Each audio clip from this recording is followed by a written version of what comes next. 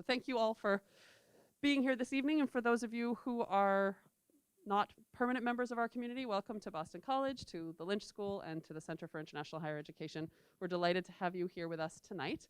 This is our first in-person event in 2 years, which is very exciting. Hooray. We were hoping that we would be able to have wine and food. We weren't quite at the point of having wine and food, but it is great to see you all here and that you're joining us. And also, I know we have some people joining on Zoom as well. A few housekeeping announcements before I turn it over to our featured speaker of the evening. First of all, because we're recording on Zoom, we are using the mic. So if you have any questions, I'll pass you the mic just so that they can hear you when you speak. And also the Zoom participants, if you have any questions, feel free to type those into the chat, and Gerardo will be monitoring that, and we'll ask Marcelo questions as they come in. Other logistics things, if you are new to BC, there are bathrooms on this hallway, both ways, males that way, females that way, not far away. And if anyone needs parking validated, you can come and talk to me afterwards. I think that's all the housekeeping points. But now to the actual point, which is why we're here this evening. So first of all, we're here because we have a distinguished guest and friend of CIHE with us for a few months on our Visiting Scholars program, and we're delighted to be able to have the opportunity to hear from him about the situation in his home country. But the main objective behind this was to get us, back to in-person events, but also to start thinking about how we could connect with our local community in ways that we don't do so much. We are an international research center. We have an enormous network. Since CIHE was founded, we have worked on the premise of that network. So we do comparative and collaborative work on higher education systems around the world with researchers and research centers around the world. And we've always been sort of a hub in a very large wheel in terms of thinking about the work that CIHE does. But I would say we maybe haven't been always as connected with our local community, and there's more and more people, researchers interested in comparative higher education and international higher education here in the greater Boston area, New England more broadly. And we thought it made sense for CIHE to start being, an organization that could convene that group to sometimes come together in person. So we hope this will be the first of many events where we can invite people in the broader community to come and hear speakers or to meet to discuss topics and interests of mutual interest and concern. So I don't know how many people are interested in future events. I think we will try and finish about 10 minutes early. So if anybody would like to stay and have a chat about how we can think about that as a community, I will stay for that. But otherwise, without further ado, I'm going to turn over the floor to Stanton Wortham, the Dean of the Lynch School, who can introduce our speaker. So thank you so much, Stanton, for being with us tonight. Thanks, Rebecca. Thanks to all of you for being here. Nice to see you all. And we're very pleased to have Marcelo Knobel here with us, that I just had a chance to visit with him a little bit. And I learned that he was the rector or the president of his university for 4 years, and that was a labor of love because he was just a professor who got promoted to president and had to do all that extra work for 4 years. And he had a particularly tough time because of COVID and everything else that's going on in Brazil that I know we'll hear more about. So it was a true labor of love, yeoman's work, to step up and do that job.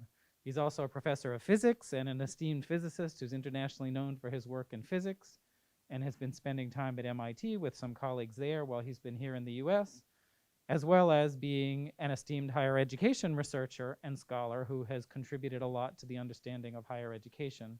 He's been a member of the network for CIHE for many years now, and I know is a very valued collaborator, advisor to the center as the center does its various kinds of work.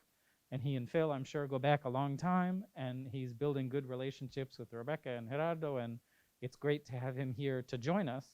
And I think today he's going to talk to us about what's going on in Brazil, specifically with respect to higher ed. Sounds like it might be a little bit sobering, but welcome, Marcelo. We're grateful to you for being here. Thank you. Well, thank you very much. It's a pleasure to be here. Thank you, Gerardo, Rebecca, Phil, for inviting me, Stanton. It's a pleasure to be here and to have the opportunity to talk to you about the situation in Brazil.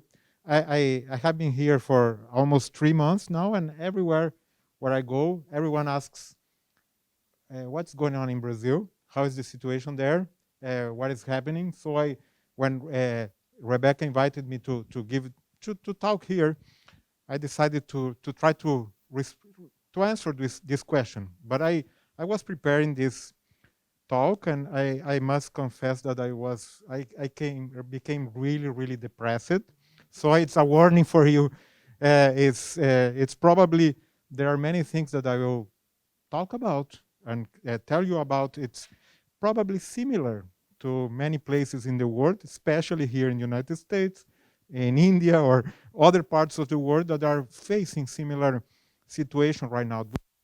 Really worrying and complicated. And of course, these are always sensitive things to talk. Everyone, well, we try not to say much about that, but we should talk about that in order to try to avoid and to try to figure out what's going on in different parts of the world, and then try to understand a little bit more about that. So the warning is already done.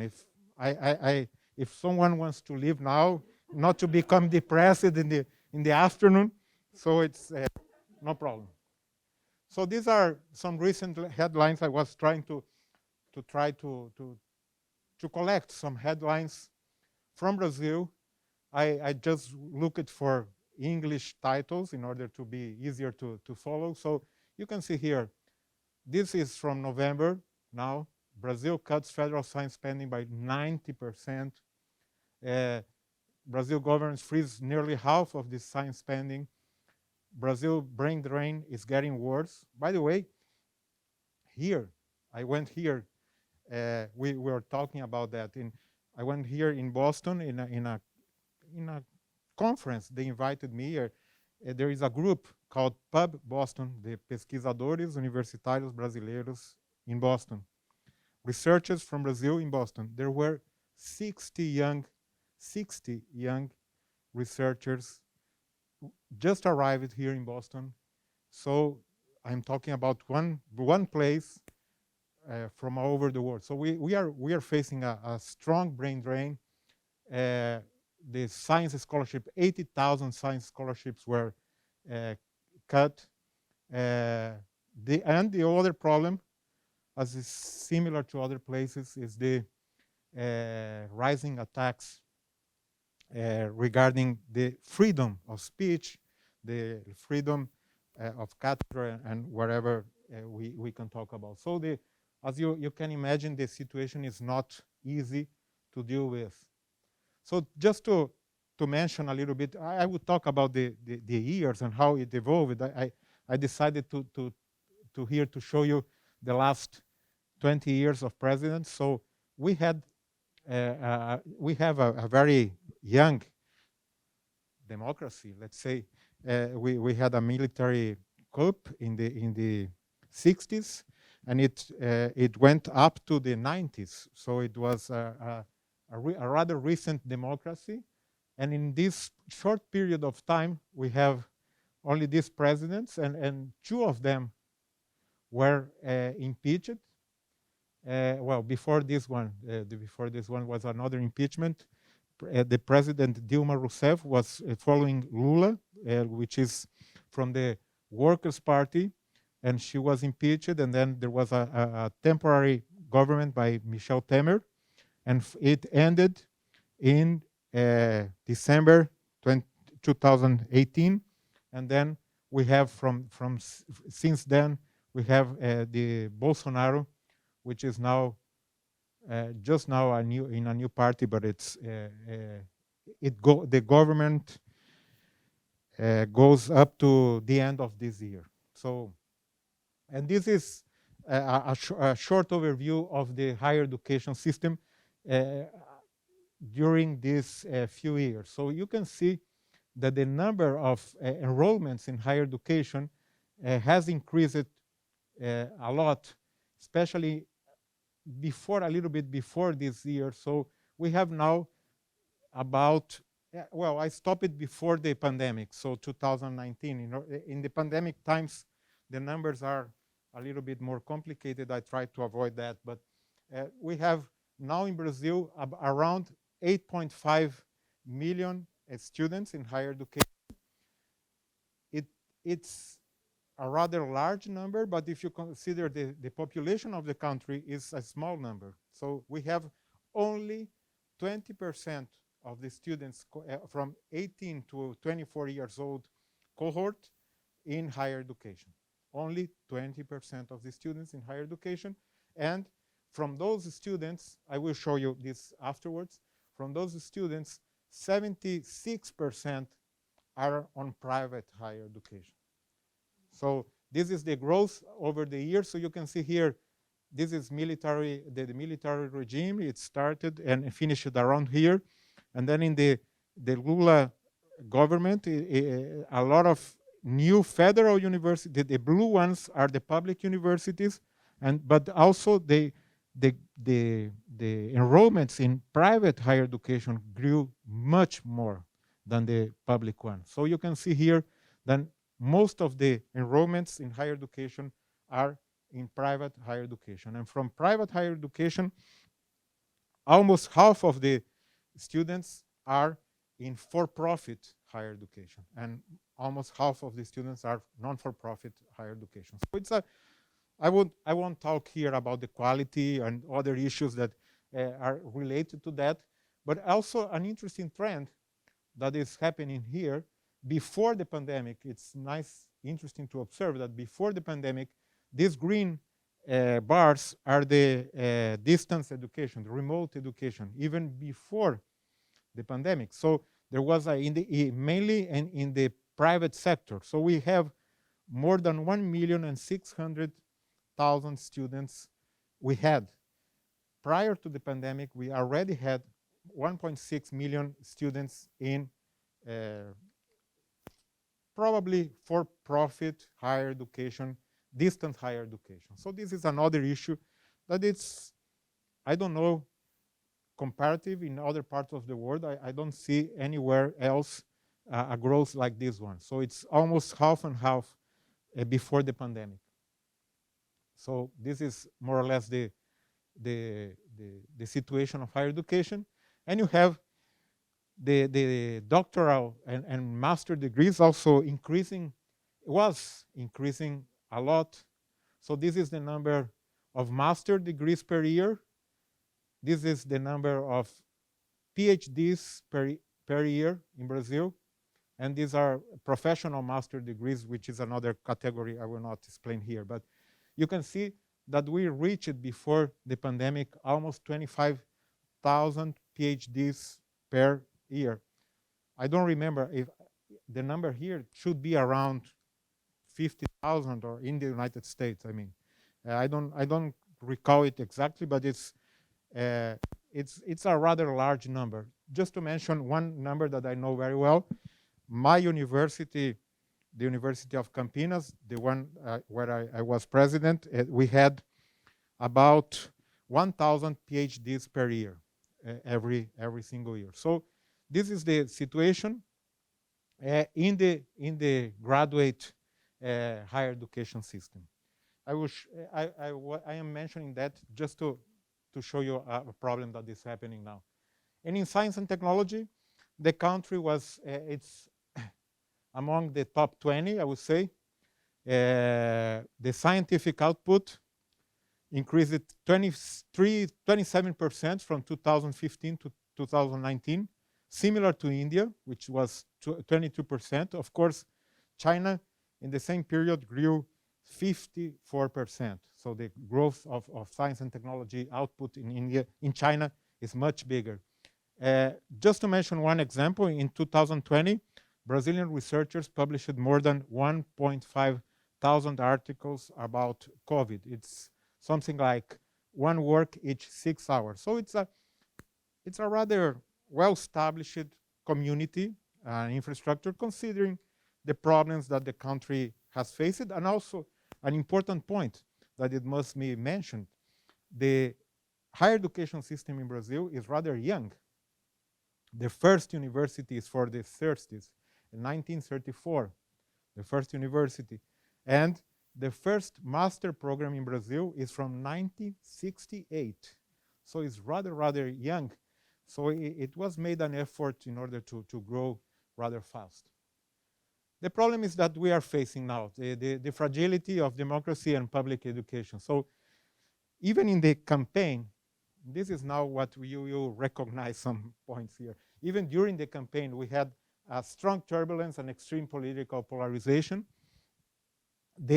Already they started, some ideas started to show up regarding the role of education and the problem of the dismissal of humanities and social science. For example, there was the party of the president and other parties from the extreme right. They started to call for something called school without party. So you would not be able to discuss any political issue in the classroom. So it would be forbidden or something like that. This happened during the campaign. They started a lot of threats to the operational administrative autonomy of the federal system of higher education institutions, universities, and so on. There were a lot of fake news about universities. Just to mention one crazy example that happened from the Ministry of Education. So you know, in Brazil, we have a Ministry of Education, and the Ministry of Education said, his own words, that in the public, well, we have Brazilians here to prove that I am not lying. The Minister of Education said that in the federal universities there were plantations of marijuana, and that we in the chemistry labs we were developing drugs in order to sell drugs to the students. That there were a nest of the public universities were a nest of communists, and well, this kind of stuff. But there were absolutely crazy things that he mentioned. And of course, this is a worry that is happening all over the world, the science denialism. So the government itself is against vaccines. They claim that the other treatments are better than the vaccines in order to treat the COVID and to have a cure, a potential cure for the disease and so on. The president claimed that he would never take a vaccine because he would turn out to become a alligator if he takes the vaccine. This kind of this kind of crazy things, and of course the threats of academic freedom. I will talk a little bit about that. So I will not go into the details of the the details of everything, but I will try to show you how this eventually developed. So it started already in 2020. We started with the cuts in scholarships. They cut around 20,000 scholarships in the country, and most of them were mostly from humanities. So they say, oh, we will only finance science, hard sciences, and engineering, and not humanities at all. In March, the Ministry of Science and Technology and Innovation and Communication excluded humanities as a priority of research for the future. They started a new program called Futurice, that it would eventually try to privatize the public universities. And in June, they determined that the mandates of the rectors of federal universities would be designated temporarily by himself. So he wanted to make, to nominate the rectors without any other process. Finally, some of these measures eventually didn't happen, but it's just to show a different attacks that happened. So the attacks of several fronts continued in 2021, even with the pandemic. This was a very famous case there is an institution that takes pictures from the Amazon in order to see the deforestation and to see how it evolves. And the pictures clearly showed that the deforestation of the Amazon was on a rise. So the Ministry of Environment was, clearly in favor of deforestation of the Amazon and made a lot of, initiatives in order to increase the deforestation of the Amazon. And the problem is that he accused the National Institute of Space Research of lying about satellite data showing increasing deforestation of the Amazon, and he fired the superintendent there, the president of this institute, that insisted that the numbers were correct. Another important problem happened in February. The offices of the Controller General informed an epidemiologist, Pedro Halal, that was the president of University of Pelotas in the Rio Grande do Sul, in the south state in Brazil, that he was not allowed to talk about anything else. So he was forbidden to speak loud in events and so on. So this kind of prosecution happened a lot in Brazil. And they finally realized that the best way to perform the attacks was to simply cut the budget. So this is what finally happened. And they simply cut the budget as low as 70 years ago. So the value now, approved now for 2022, it's about it's the same of the budget of 2004, even though there were 51 new institutions in the country with more than 500,000 students. So the budget keep the same as 20 years ago, even though the system grew during this period. So you can have a look here of the budget of the federal universities in terms of billions. So let me try to explain. These are what they call discretionary expenses, not the salaries of the. It's to pay the basic expenses of the university, the expenses of university, the university. Just to mention one example, the university, they opened transparently the budget. The money, for example, that the Federal University of Rio de Janeiro, which is the biggest university in the country, was not enough to pay the energy bill. So that's it. So they don't have even money to buy toilet paper. They don't have money to do anything. So they are really struggling during these days. So this is the cuts at the university level.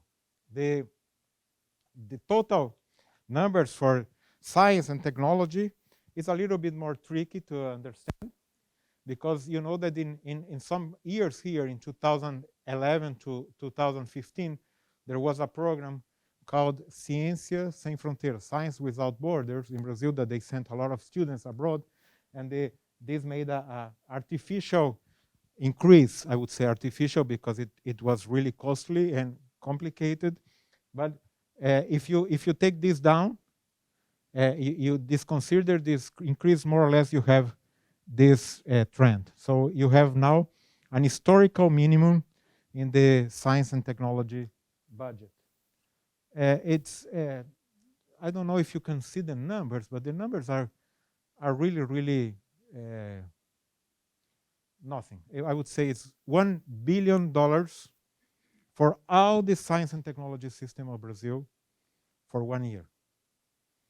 So I was in a meeting a few years ago, and on nanotechnology, and there was a Chinese delegation, and the minister was there showing the numbers, saying, "Wow, we are spending this and this for nanotechnology," and the Chinese rose the hand and said, "Look, there is a zero missing there. I don't understand how do you spend so few money on science?" So it's a really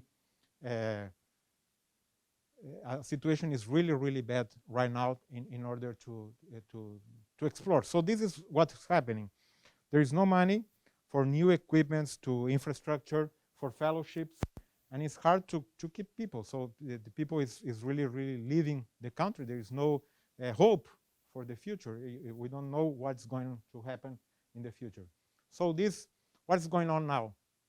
This year, the federal research budget, apparently, it's better. But nobody, the problem is that nobody gives. The budget in the last 3 years, take a look on that. This is the approved budget in blue, and the final budget is this purple one.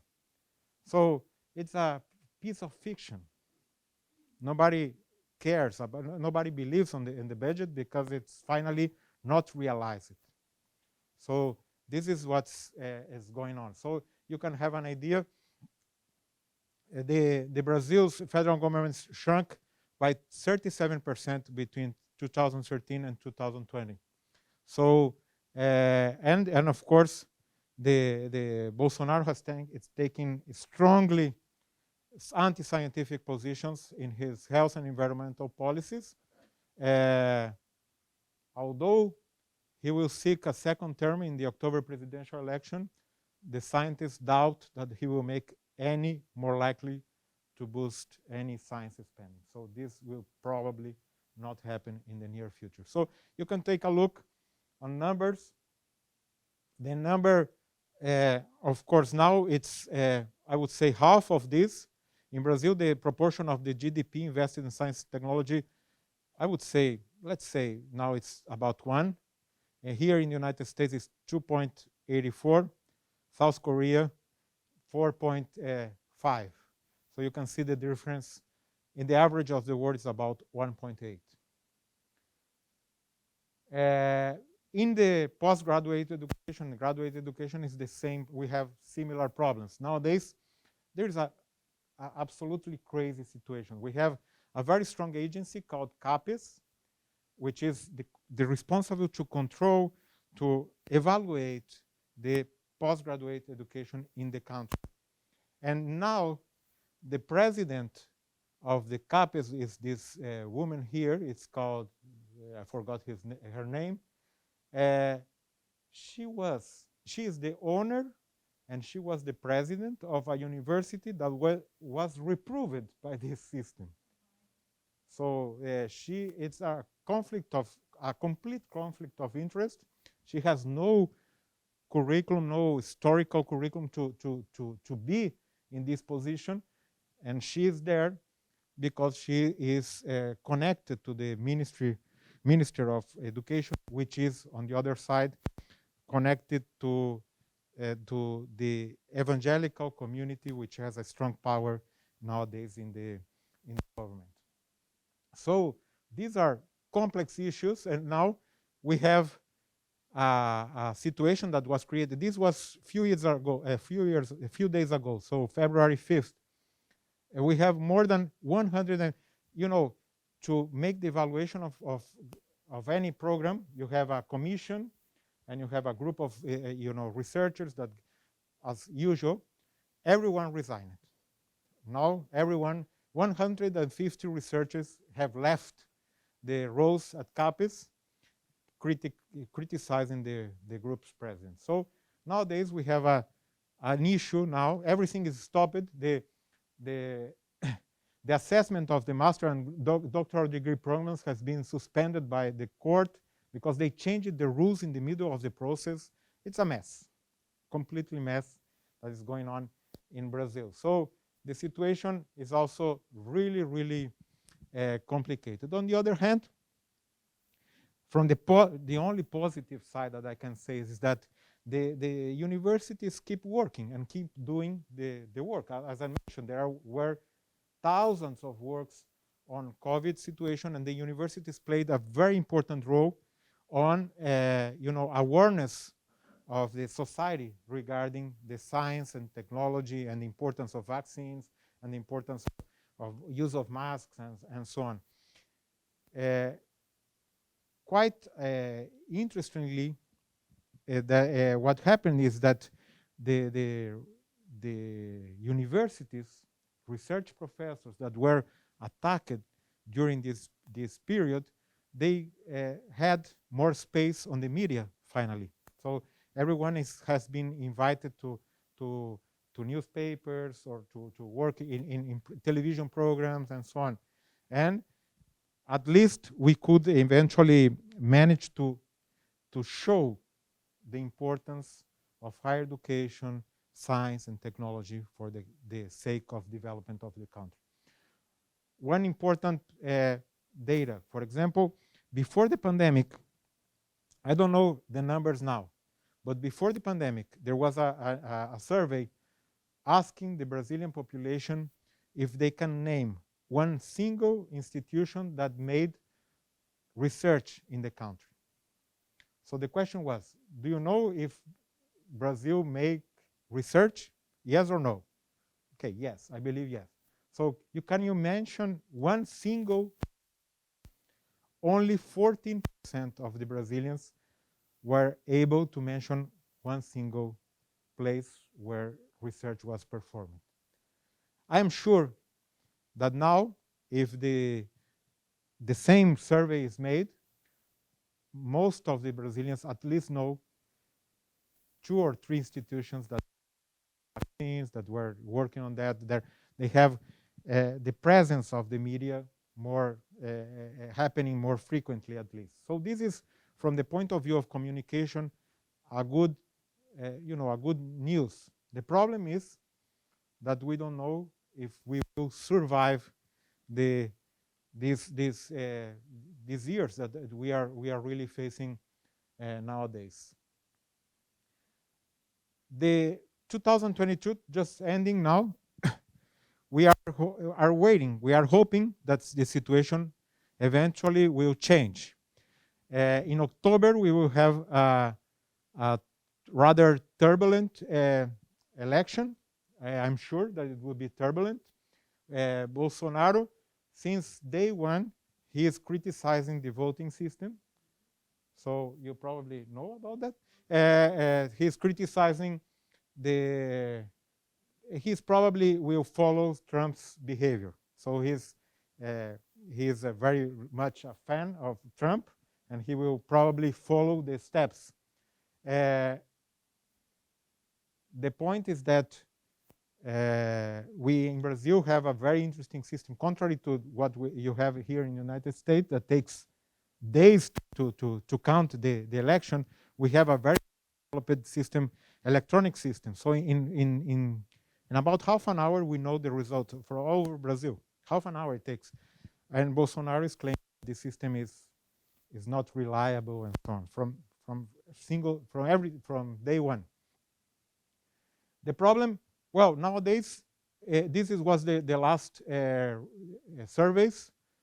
The number one here is Lula, which was the former president.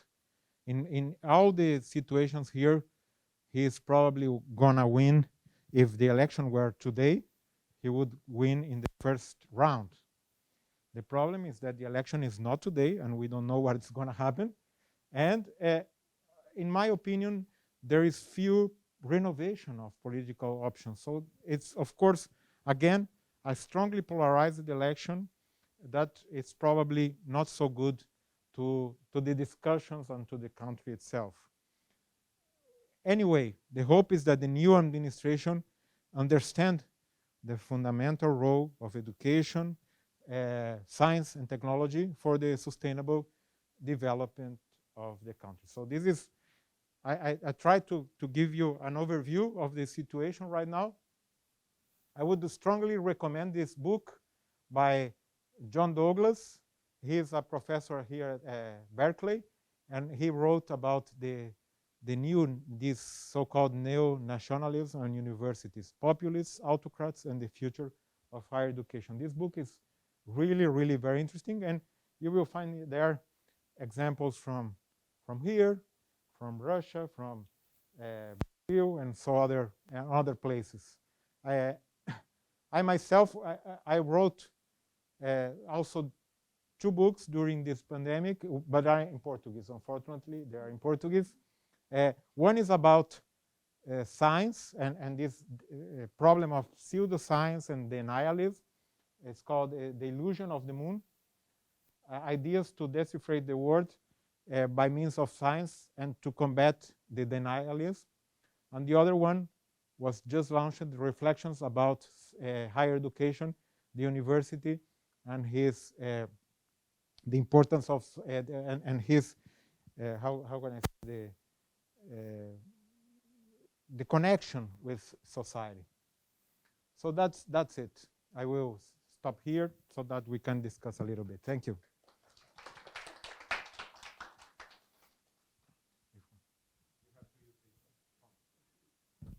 Thank you, Marcelo. I have lots of questions, but I'll just ask 2. One is your own university is not a federal university, it's a state university in the richest state in the country, which has been funded fairly generously. So how have the main universities in Sao Paulo done in this crazy situation? And the other question, could you speculate? It's going to take some time to rebuild, even if things go well. Is that possible? Well, the first one regarding the political climate, the political environment, the climate, it's not so good for anyone. So what happened in Sao Paulo is that unfortunately, during my term, the of the state, I don't know how it's called, the state congress started how can I call it in English? It's a CPI, Comissão Parlamentar de Inquérito. It was a special commission to investigate the public universities of the state of São Paulo. It's like I don't know in English the word, but it's like a special commission by deputies, the state deputies, in order to, they claimed that the universities of the state were not spending well the money. And then we spent almost 1 year showing documents, going there. I was there to make declarations, and I was really, really treated very badly. So the deputies there really, really treat me like treating the rectors, the presidents, as nobodies. So it was really, really hard. We spent 1 year in this situation of really strong attacks, and finally they couldn't find anything. But it was 1 year of constant attacks. I had to go every single week to the state parliament there in order to discuss, to fight, and it was really, really hard. So the political environment from this extreme right movement was really, really strong. Just to mention one of the deputies there wanted that we would mention every single study of the university that already studied, for example, abortion.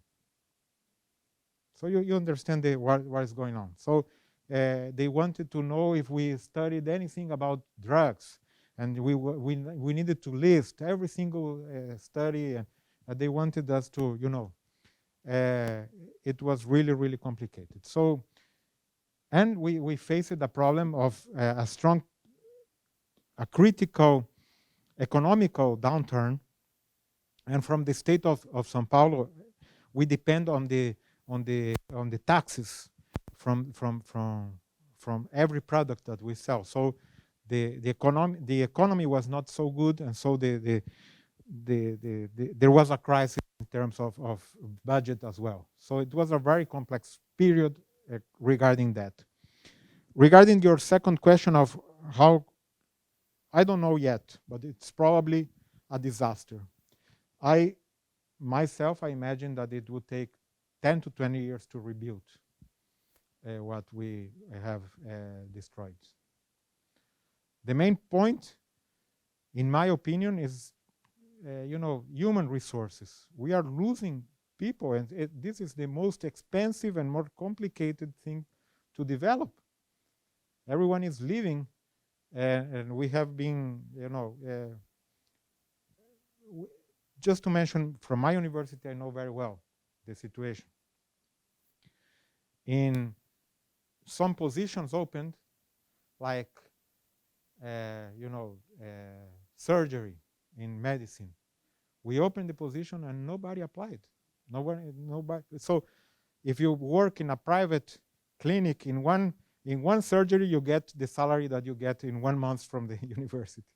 So this is one of the problems, and the second one, in other fields, like we lost during my term, we lost 5 professors from computer science. They were attracted to Facebook or to Google or other places that pay more, and they're probably more attractive to this. So this is something that we lost, and it would take some time to recover, to fully recover, at least. It's my personal opinion. It's yet not a complete disaster, because we are managing to, this is what I try to put in the title. It's a survival mode. We are really doing the minimum possible, trying to survive, but it's not forever. That's the point. Thank you. And thank you for your talk today. I was wondering if you have an idea of what the student perception of these issues has been, maybe at your university or in general, and if there's been any student movements or mobilization to respond to these issues. Thank you. There was, in fact, there was some movement that started.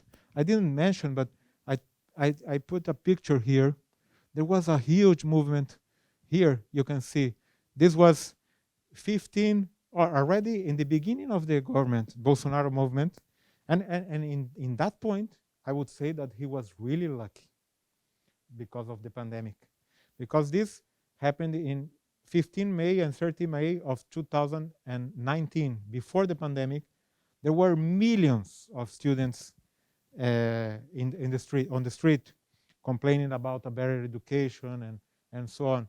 It was really beginning to grow, and then the pandemic happened and destroyed all these street movements and so on that are really important in these cases.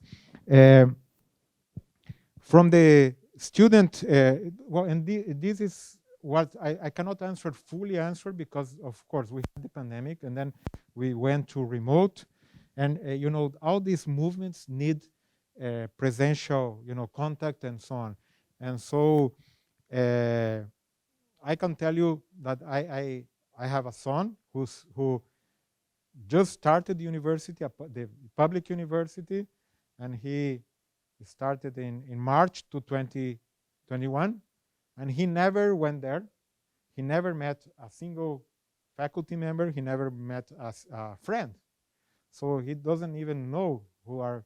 So it's a very complicated situation, what is happening in terms of the student perception. So it's really hard to say what is going on. The point is that in public universities, I think it's important to mention that we don't face this problem, because there is the public universities are tuition free and extremely selective.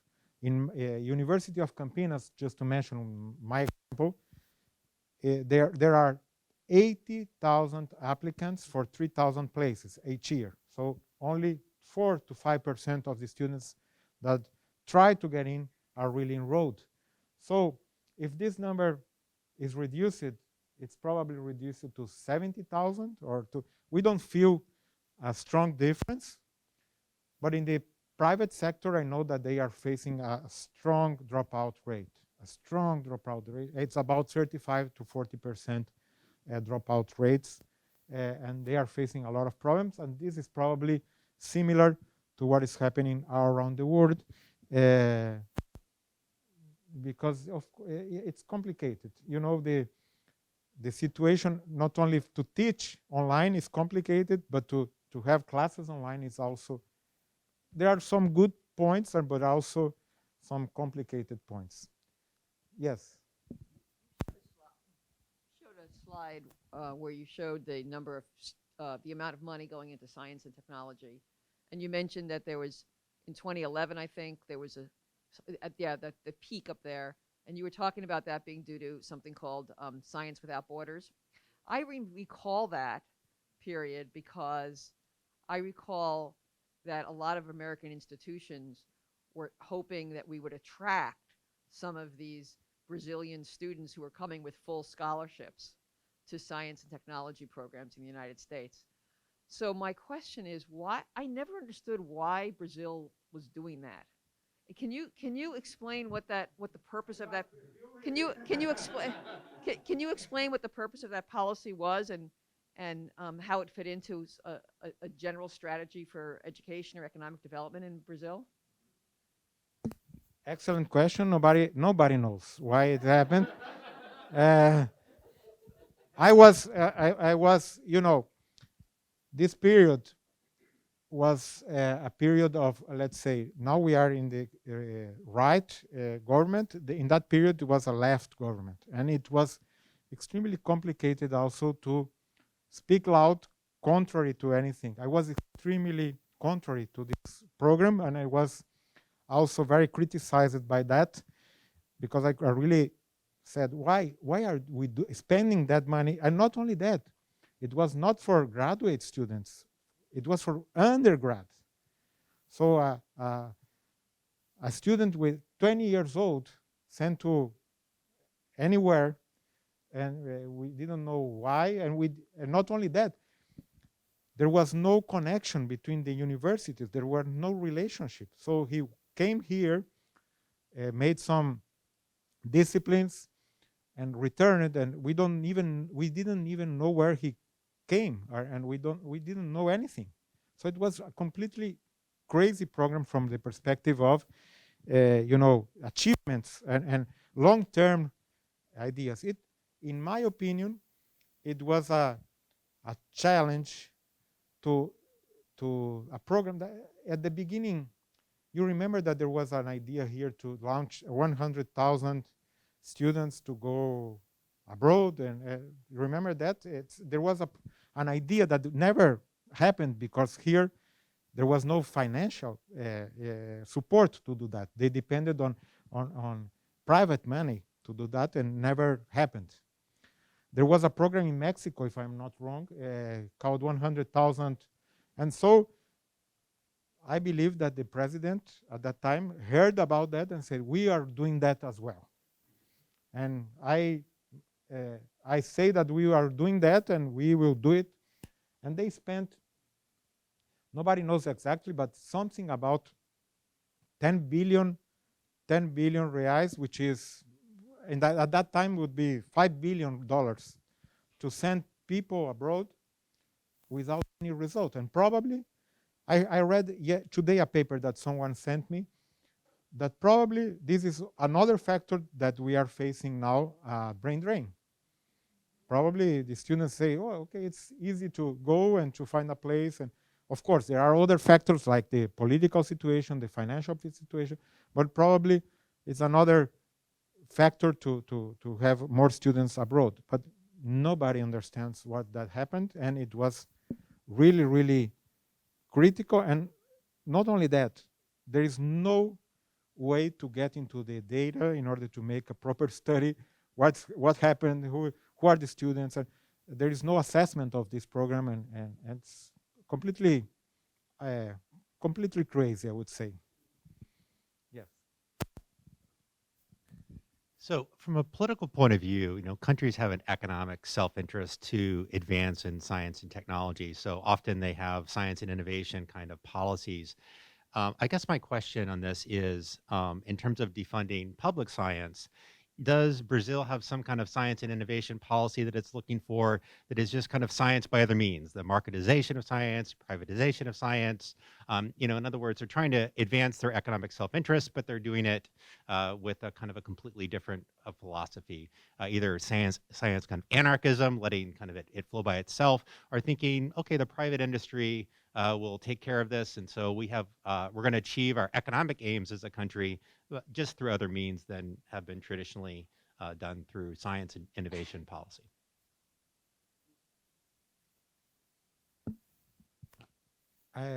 This is a tough question. I really don't think they have any plan for anything, not to mention science and technology. So I think it's just let's cut budget and let's see what happens. And they don't understand the critical role of science, technology, and education for the future of the country, for to be a sovereign country, to become a developed nation and whatever. So I really don't see any, in that case, a specific case, I really don't see any program. They simply don't believe in science and they don't think it's important. So let's use, well, they don't even want to develop vaccines because they don't believe in vaccines. So this is the point. So they really, the people who are really there now are, I would say, they don't have any plan in science, technology, education. They simply, to be blunt, it's to destroy. That's it. So this is why I said that it was a little bit no, it's depressing. It's difficult to see what's going on. Just to press on Chris's point a little bit, I think he was also asking, I mean, Brazil is a large industrial country also with infrastructure and companies and all this. What are these people doing? And are they investing? And do they have some vision on the future of the country? So even if the government has gotten out of being rational, is there anybody being rational? I hope so. This is why I think this is things will change. But we live in a world that sometimes we live in bubbles that we don't see very much far from our own environment. I already told you that, Phil, but I could in 2019, 2018, if someone would tell me that Bolsonaro would gonna win, I would bet my house that he was not. It was impossible to win. That there was a person that has no expression, nothing there. But I was, of course, wrong. There was a movement around in the social media, in other environments that we don't go, that were made this possible. And I find it even strange that after this disastrous government, the economy is a mess.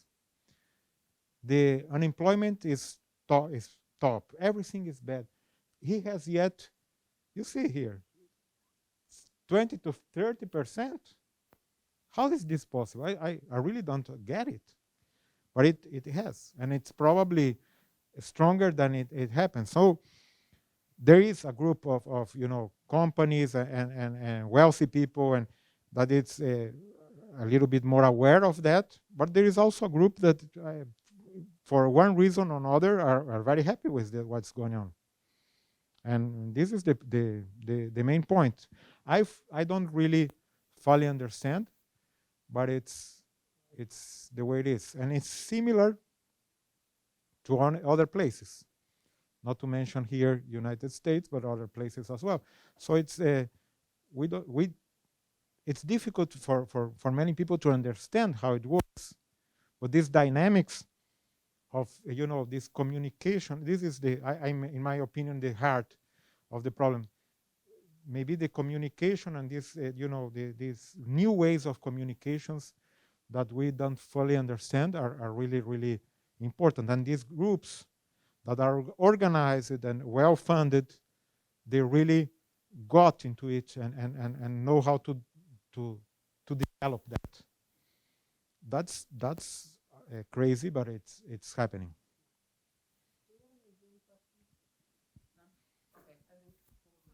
Thank you. Thank you for sharing the Brazilian story. I must admit that for some time, I just thought you were talking about India. You know, starting from the stories like fake acquisitions, drug stories, universities running out of toilet papers, these are so familiar. In fact, my own university in India, they took 2 hours to hand over the hard copy of my doctoral degree because they ran out of the paper which is used in the printers. Okay, so the only thing which I felt that it's different that you didn't talk about the rankings. And I'm just curious to know what is Brazil's response to global university rankings, and what about the national ranking system, and how do they impact everyday practices inside the universities? Okay. The rankings, most of the Brazilian universities that are among the rankings are public universities. And as I mentioned, from the perspective of attracting more students, they don't really care, because the public universities have enough people trying to get into the universities. So I would say it's not a priority for the universities to be ranked or in order to have an attraction. And from the point of view of politics or public perception, they don't care also, because the politicians attack anyway. So if even in my university was among the best in Latin America, and they don't care about that. They don't understand so. And you can use always, as you know, the numbers as you wish. So, for example, our university, I was talking into this commission, special commission investigating the universities. I was saying, look, our university is the first among Latin America and blah, blah, blah. And then the politicians say, oh, okay, but it's the word, so it's really bad. So you should be top 10. So they don't get that. So I don't think it's an issue there. There is a national ranking, but it also has been destroyed. Nowadays, the ones who control the Ministry of Education are from the private for-profit sector. So they want to destroy the assessment system and the rankings and so on. This is another issue. So here, for the ones who are here, there are some quotes just to you can take a look of the character that we have in the government. So, well, thank you very much. Thank you so much, Marcelo, for joining us, and thank you all of you for joining us as well. I'm sure if anyone has any further questions, you're welcome to ask them to Marcelo after the event. Thank you for those of you who joined online, and we hope, as I say, that this will be the beginning of a series of in-person that we can get together. Those of you who came, I know there was a Brazil interest, but if you're higher education interested in other parts of the world, we hope you'll join the mailing list as well and join us for future events. So just thank you so much, Marcelo, for everything you always do for CIHE, but also for tonight.